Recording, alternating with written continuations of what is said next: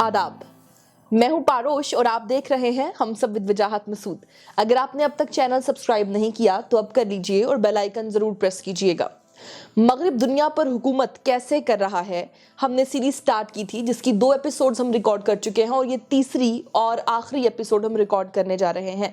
पहला सवाल जो है वो ये कि सर, लोग रिनेसांस यानी निशात सानिया को कदीम और जदीद दुनिया के बीच में एक सरहद यानी फ्रंटियर की हैसियत देते हैं। ये कैसे शुरू हुई और इसने मशरिक और मगरिब के बीच जो ताल्लुक है उसे कैसे तब्दील किया? बहुत शुक्रिया पारोश जी। एक जुमला जहाँ हमने गुज़श्ता अपनी एपिसोड मुकम्मल की थी वहाँ से मुस्तार ले लेते हैं जी। रस बारोइट। वो ये था कि मुस्लिम स्कॉलर्स ने जो बगदाद में और हिस्पानिया या स्पेन में या सीरिया में यूनानी और दूसरे जो उस ज़माने के उस वक्त जो तकरीबन कहिए कि 1000 बरस से ज़्यादा पुराने अलूम थे जी। उनको तर्जमा करके प्रिजर्व कर लिया था। और जब मंगोलों वाली टूट फूट हुई है और जब स्पेन पे दोबारा से कब्ज़ा हुआ है और जब सलीबी जंगें हुई हैं और जब ख़ुद मुस्लिम एम्पायर में नए ख़यालात की मुखालफत हुई है जो कि हर जमी हुई एम्पायर में होती है, तो बहुत से स्कॉलर्स वो हिजरत करके जी साउथ ऑफ यूरोप में आ गए, इटली में आ गए, मुल्हका इलाकों में आ गए और उन्होंने इल्म की जो ट्रांसमिशन थी उससे जो मुंतकिल करने का अमल था वो जारी रखा। और यूरोप ने इनफैक्ट ग्रीक एम्पायर के और रोमन एम्पायर के अलूम को नए सिरे से जी दरियाफ्त करना शुरू किया, जिसे हम अहयाए अलूम कहते हैं। अहया क्या होता है? Revival, right? Revival of the rediscovery of the lost heritage, ji, giving new life to something, जिसके नतीजे में यूरोप में इनोवेशन, जिसके क्या मज़ाहिर हो सकते हैं, इन्वेंशन, एक्सप्लोरेशन, इन्वेंशन, जी उसका एक सिलसिला शुरू हुआ। इस ज़मन में सबसे पहली जो इनकलाबी मशीन है वो तो थी प्रिंटिंग प्रेस, ग्यूटेनबर्ग। जी 1450 में वो वर्किंग हालत में आ गई। ये बहुत बड़ा स्टेप था। इसका मतलब ये था कि अब एक आम आदमी भी अलूम तक एक्सेस, रसाई, एग्जैक्टली, आपकी उर्दू बहुत अच्छी, एक्सेस हासिल कर सकता था, रसाई हासिल कर सकता था। इससे पहले इल्म पे या तो प्रीस्ट का, क्लर्जी का जी जी का इजारा था, मोनोपली थी, या निहायत अमीर लोगों की, ठीक है, जो ये अफोर्ड करते थे कि हाथ से लिखी हुई किताबों को एक्वायर कर सकें, उनका ज़ख़ीरा कर सकें, उनसे इस्तिफ़ादा कर सकें, फ़ायदा उठा सकें।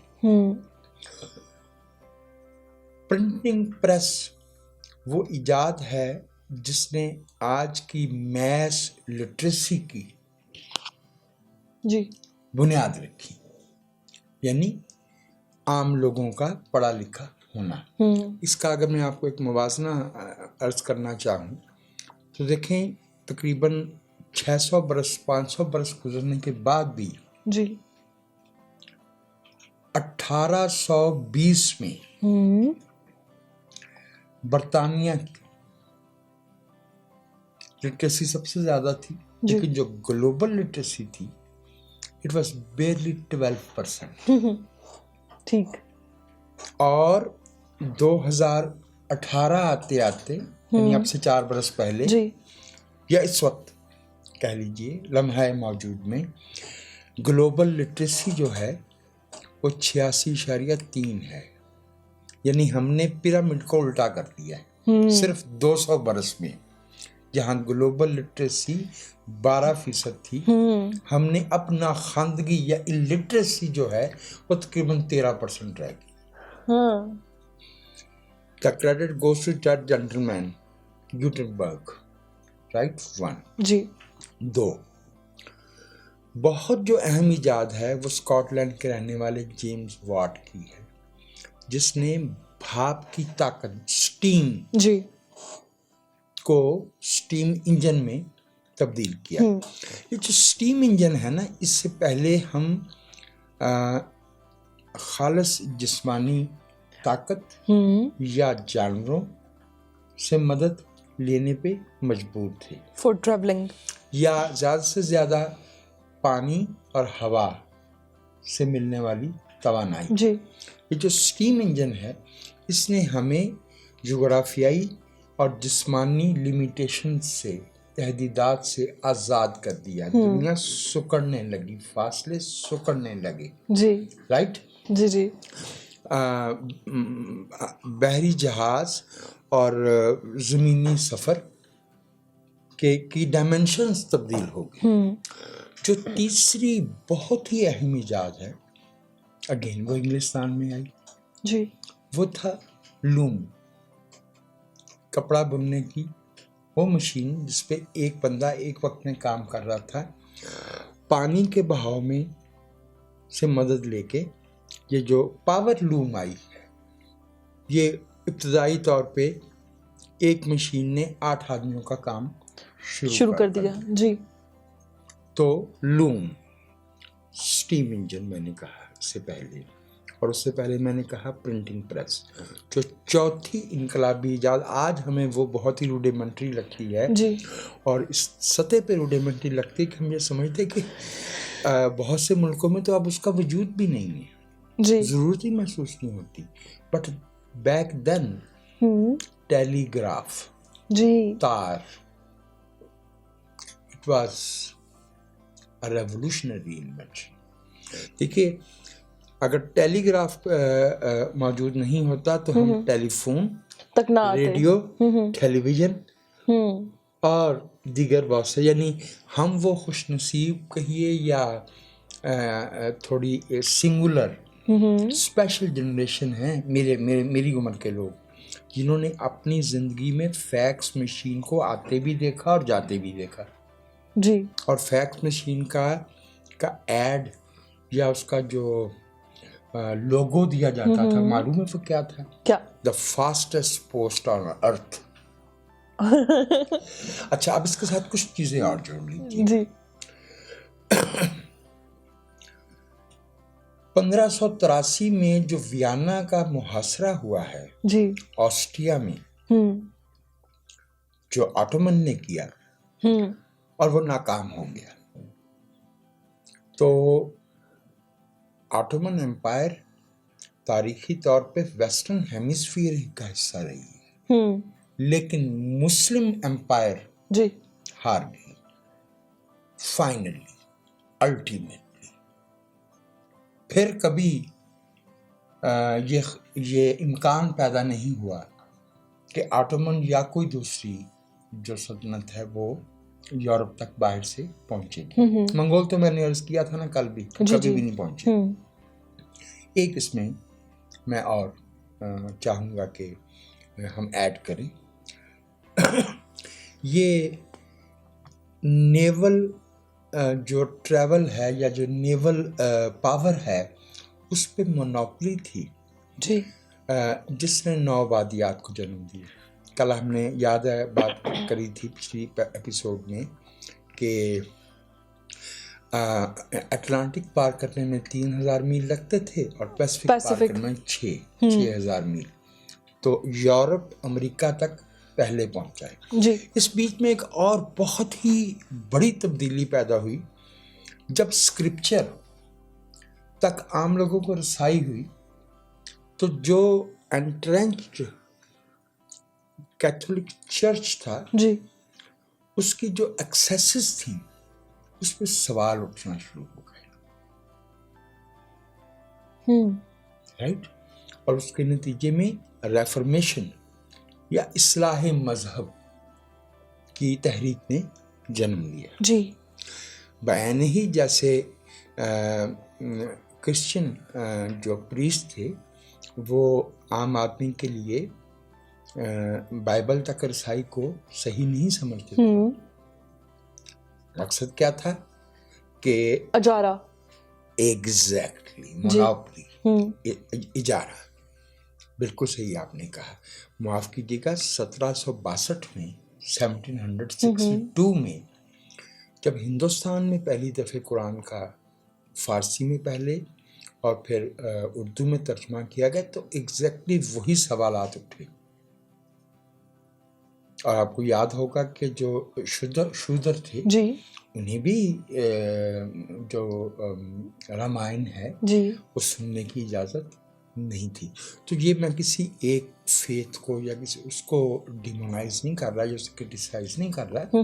It was a global phenomenon, monopoly over knowledge, what ever form that knowledge had, okay right. ठीक है। ये जो रेफर्मेशन है इसने मैन इन द स्ट्रीट, आम आदमी को इस काबिल बना दिया कि वो खुद इल्म तक रसाई हासिल करे और फिर उस पर सवाल उठाए। जी That is where Galileo comes in. That is where Giordano Bruno comes in. ये वो मुकाम था जहाँ पे इब्ने रुश्द की किताबें जलाई गई थी। जी ब्रूनो को तो खुद स्टेक पे जला दिया गया ना और गैलीलियो को सजा दी गई, ठीक है।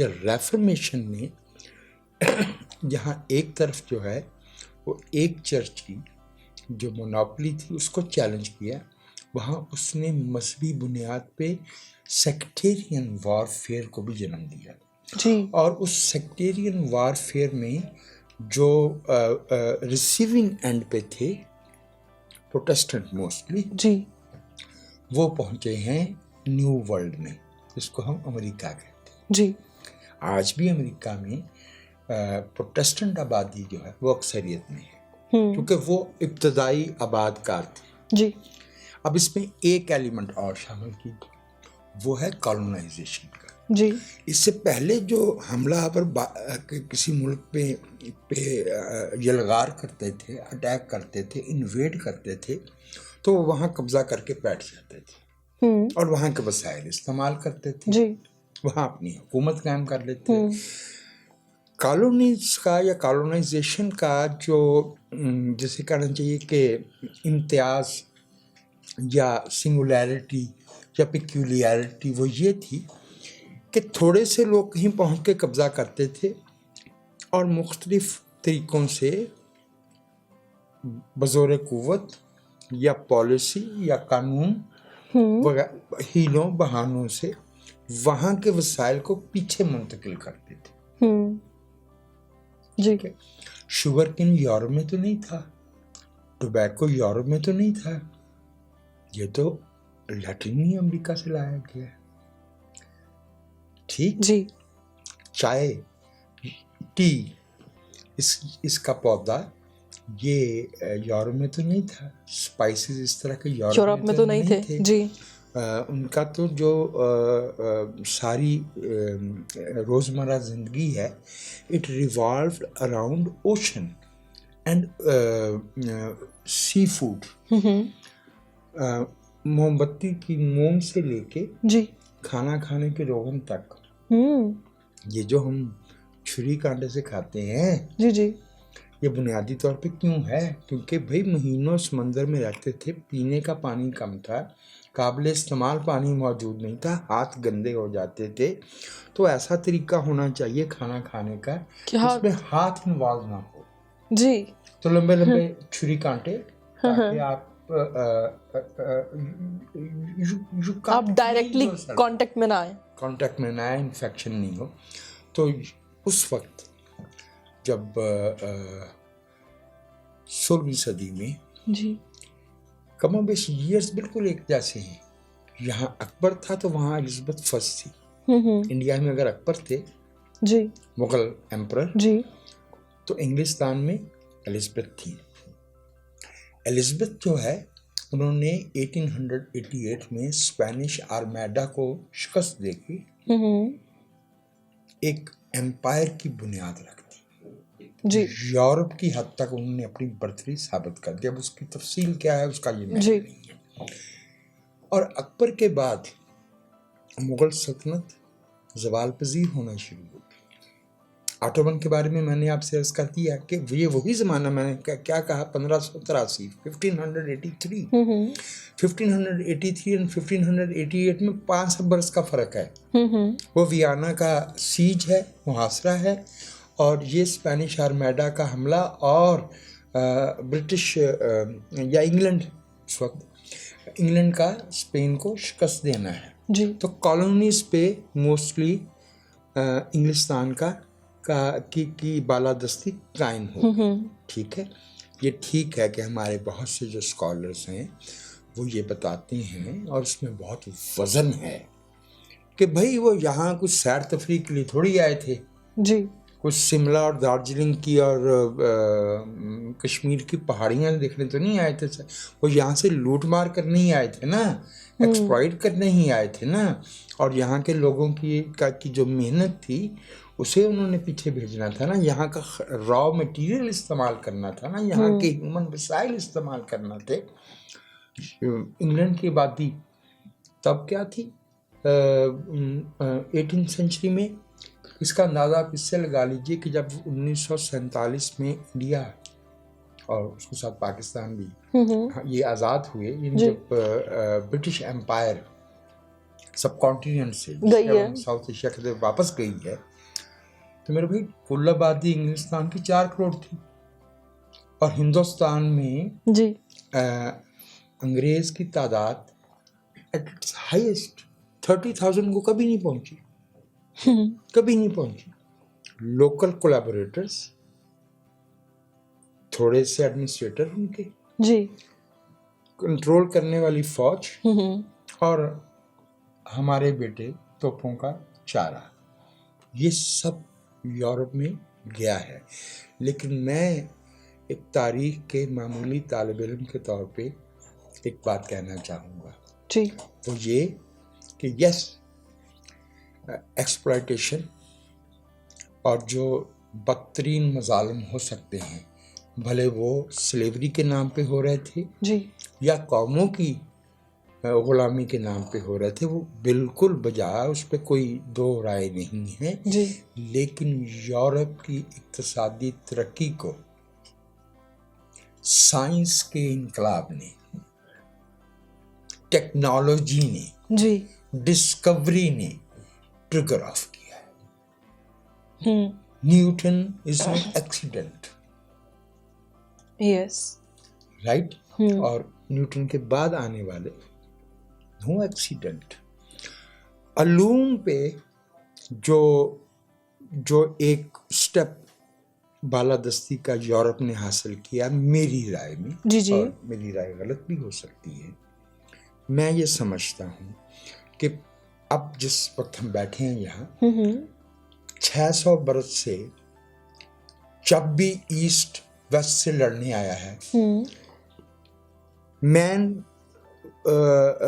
پاور یا نفری یا تعداد میں ایسٹ زیادہ رہا ہے, ویسٹ کم رہا ہے, اور شکست ایسٹ کے حصے میں آئی ہے, فتح جو ہے وہ مغرب کی ہوئی ہے. اس کی وجہ کیا ہے کہ جب یہ تلوار چلا رہا تھا وہ توڑے دار بندوق لے آیا, جب اس نے بندوق تک رسائی حاصل کی وہ فلنٹ والی جو پتھر سے ٹکرانے سے جو شعلہ پیدا ہوتا ہے وہ والی بندوق لے آیا, جب اس نے فلنٹ کی بندوق تک رسائی حاصل کی وہ مشین گن لے آیا.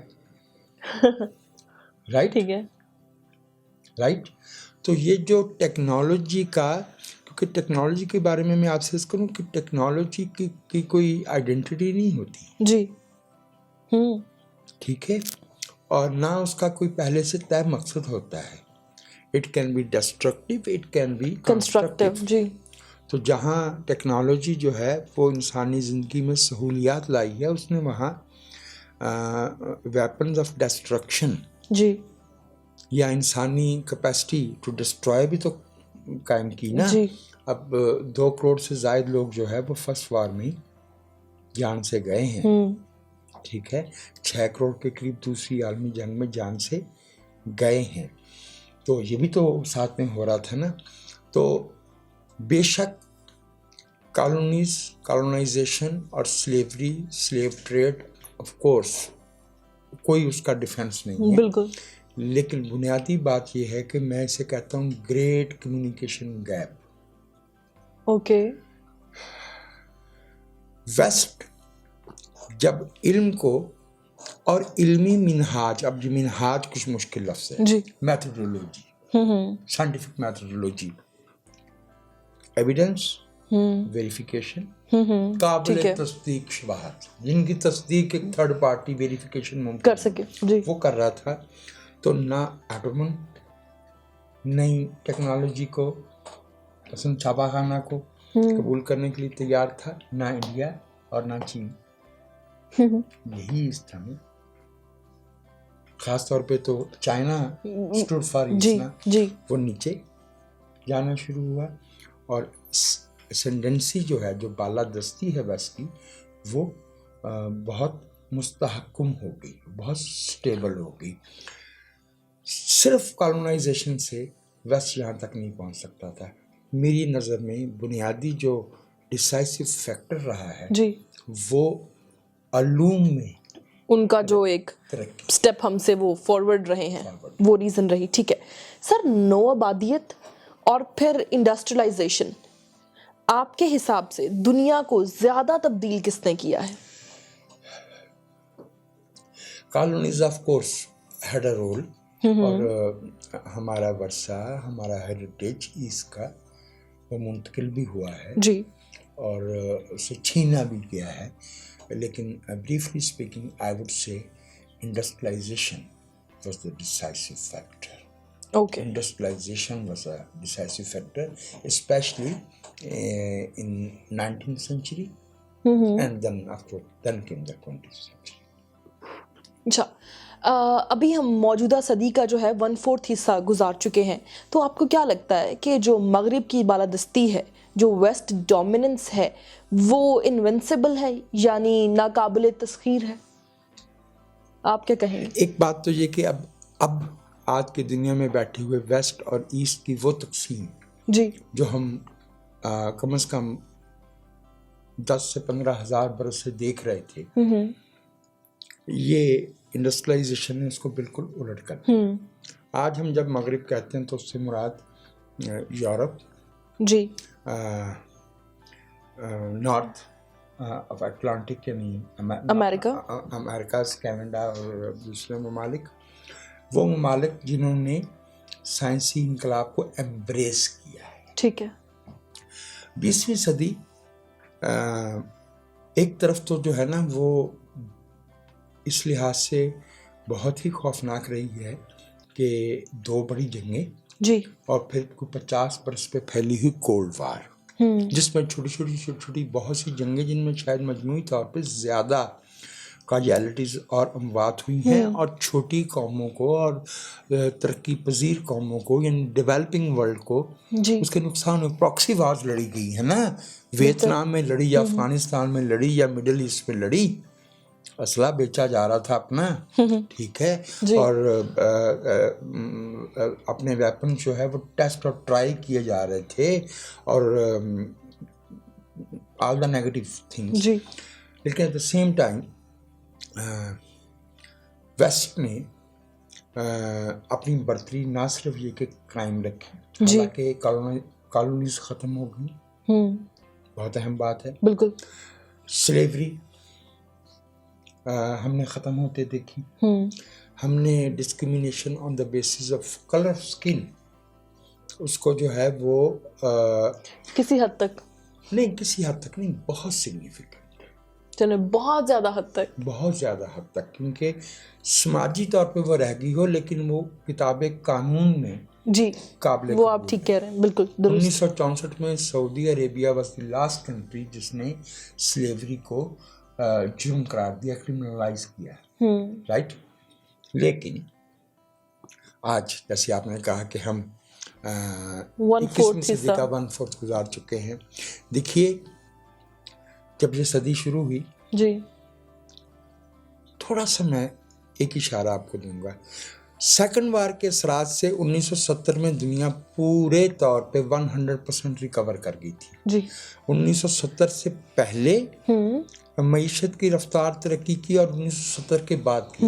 اگر کبھی آپ ملکوں کی معیشت کا وہ کیا ہوتا ہے ڈائنامک گراف دیکھیں نا, جی, تو آپ کو بہت تعجب ہوگا کہ جو ممالک 1970 میں پہلے 10 میں تھے, 50 برس بعد جی, ان میں سے کتنے جو ہے وہ سب سے نکل گئے اور کتنے نئے ایڈ ہو گئے.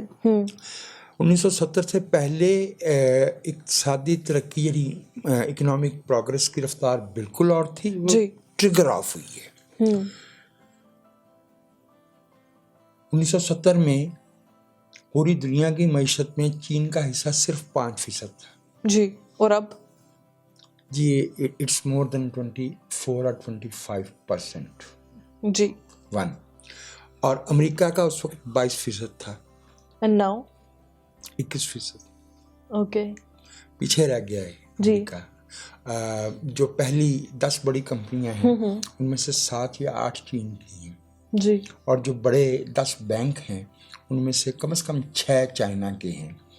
اور میں چین کے مقابلے میں ایک اور ابھرتی ہوئی اقتصادی اور انٹلیکچولی وائبرنٹ نیشن کی نشاندہی کرنا چاہوں گا, جو کہ میری رائے میں جس کی پراسپیکٹ جو ہے وہ چین سے بھی بہتر ہیں, بڑے ہیں, ابھی دنیا کو نظر نہیں آ رہے, وہ انڈیا ہے. آبادی میں انڈیا اس وقت 1.41 جی یعنی 141 بلین پہ ہے. 1.41 بلین 1.41 بلین 1 ارب 40 کروڑ سے زیادہ ہیں. اور انڈیا سٹیبل ڈیموکریسی ہے. اس میں کوئی شک نہیں. جس ملک میں سیاسی بندوبست سٹیبل نہیں ہوگا, آٹوکریسی ہوگی, اس کی اقتصادی ترقی ببل بن جاتی ہے. اس کے تو مسائل ہی اور ہیں. اس کے بظاہر نظر نہیں آیا کرتے نا.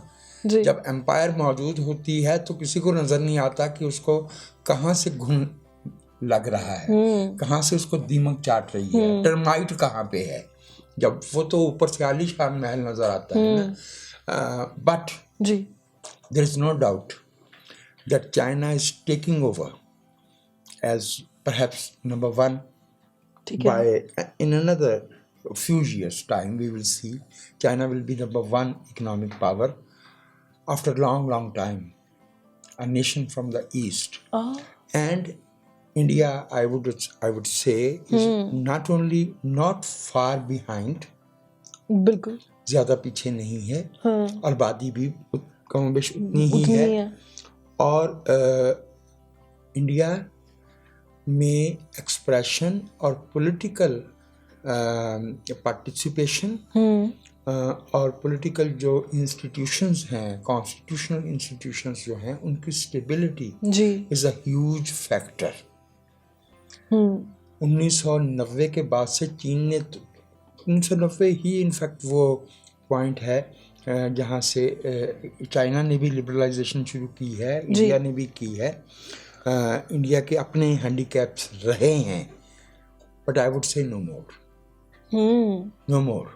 اور ایک بہت بڑا ایڈوانٹیج جو انڈیا کو حاصل ہے وہ ہے اس کی انگلش اسپیکنگ پاپولیشن. بہتر, ٹھیک ہے, which is actually a window to today's technology. تو میری اپنی رائے میں 2 پروسیسز سملٹینیسلی جنم لے رہے ہیں. ایک تو یہ ہے کہ اب ایسٹ اور ویسٹ کی وہ تفریق جو ہے وہ اس لیے ختم ہو رہی ہے کہ ٹیکنالوجی شیئرڈ ہے, نالج شیئرڈ ہے, اور نالج کی ایکسیس جو ہے that is equal to all. وہ جو اس ایسے ایوینیوز ایسے نکل آئے ہیں, کھل گئے ہیں, جو اس سے پہلے ہم تصور نہیں کر سکتے تھے. ایسٹ ول میں ایک جسے کہنا چاہیے انٹرنیشنلسٹ کہہ لیجیے یا ہیومن پوائنٹ آف ویو سے دیکھتا ہوں جی تو میں تو اب اس کو ایسٹ ویسٹ نہیں سمجھتا. میں سمجھتا ہوں کہ انسان بحیثیت مجموعی جی جی آگے بڑھا ہے. میں اس کو ایک آپ کو اگزامپل دینا چاہوں گا. 2001 سے یعنی نئے ہزاریہ یا یہ صدی جب شروع ہوئی سے 2011 تک کا جو 10 برس تھے نا, جی پاروش بی بی 50 کروڑ انسان پاورٹی لائن سے اوپر لائے گئے ہیں. Never before in human history have so many people been liberated from the shackles of poverty. Okay جی ٹھیک ہے. اور میں آپ کو ایک اور بہت اہم انڈیکیٹر جو ہے وہ بتانا چاہوں گا. جی 1970 میں ہم یہ کہتے تھے کہ اگر کوئی انسان $1 سے کم ایک دن میں کماتا ہے تو وہ غریب ہے. جی بائی 1990s ہم نے اس معیار کو بہتر کیا اور $1.9 کر دیا.